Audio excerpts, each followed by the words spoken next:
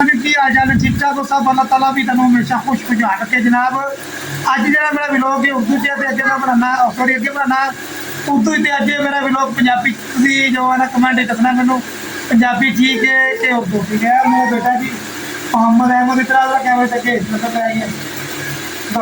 खड़ा की ना है तेरा की ना है तेरा तेरी भैन का की ना है मेरा बेटा जी अहमद अहमद शेर है ठीक है जी। तो आज की वेरी लगा लीए जी साड़ी साइकिल खलोती हुई है ठीक है। साਡਾ थोड़ा माशाल्लाह बोतलों वाला जी ठीक है। साड़ी साइकिल की अज की फेरी जी मुकम्मल हो चुकी है।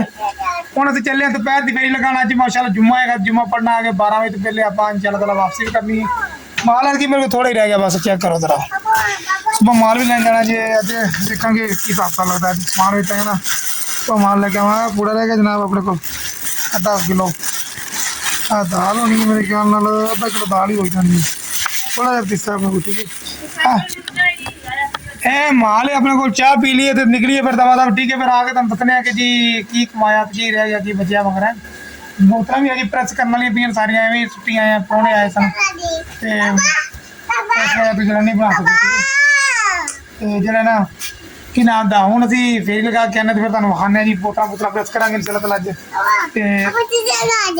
हाँ वेख की डाल दिया चल देना मैं जो दोपहर फेरी लगा के आ गया चेक करो जी। असी नाश्ता वगैरह करके जुम्मा शुम्मा पढ़ लिया माशाल्लाह थोड़े तोड़े ने जी अज माशाल्लाह जो नसीबा से मार रहेगा थोड़ा जहा बिल्कुल ही होना पूरा थोड़ी की पढ़ लिया जनाबी वाली पूरा है ठीक है थोड़ा जहा रह गया ठीक है। दाल है तो मेरे बालें खा जानी है सवेरे जो अगर टाइम बचे सवेरे इंशाल्लाह ताला कटा फेरी हूँ फिल फोर असी जो बोतल प्रेस कर लगे हैं अपनी डिश प्रेस कर लगे हैं डिश हो लिया पतरा जगह बड़ा वो प्रेस करके अपने माल सीधा पतरा करा जो सवेरे बेच के आना ठीक है। ये अगर सुबह फेरी कटांगे जो माल है मतलब पता निकले छोटी छोटी आनी 2-3 किलो चलो बाकी लंगोटी सही है। तो बहरहाल तुम दसना मैंने कि उर्दू कमेंट्री सही थी कि पंजाबी सही पंजाबी तो मतलब बेहतर है क्योंकि आवाज़ जरा जबरदस्त आती है क्योंकि उर्दू की तरह आवाज़ थोड़ी घट आती है ठीक है। लिहाजा मैं कोशिश करा कि ज़्यादा उच्ची बोलना ठीक है। तो मेरे चैनल को सब्सक्राइब करो बिलाल फेरी वाला 2 यूट्यूब टिकटॉक पर भी जाके फॉलो करो बिलाल फेरी वाला 2 तो देख करो पूरा व्लॉग देखो जी हम बोतला बोतला प्रेस कर लगे देखिए आ थोड़ी उत्ते पई है असं प्रेस कर लगे तुम देखो जरा किसी ने किवें प्रेस करने ठीक है कि नहीं।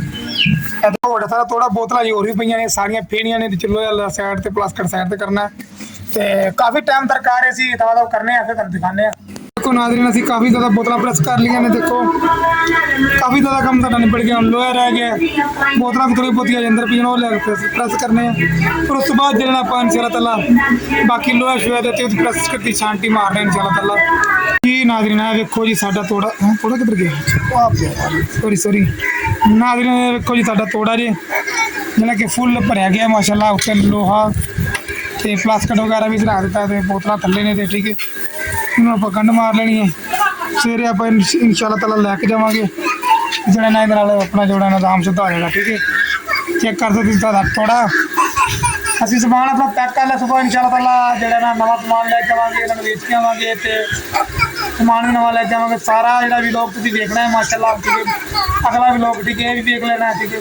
सानू इजाजत दो अल्लाह खैर करे जी ठीक है। हम नेक्स्ट वीडियो च मिलांगे इंशाल्लाह ताला नया माल लिया के जो विखावांगे तुहानू ठीक है। तो बहरहाल हूँ सानू इजाजत दे दिओ अगला व्लॉग जरूर देखना मेरे चैनल को सब्सक्राइब करो टिकटॉक अकाउंट में फॉलो करो ठीक है जी।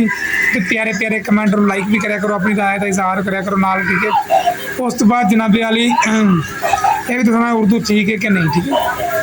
चलो जी हूँ सानू इजाजत दो।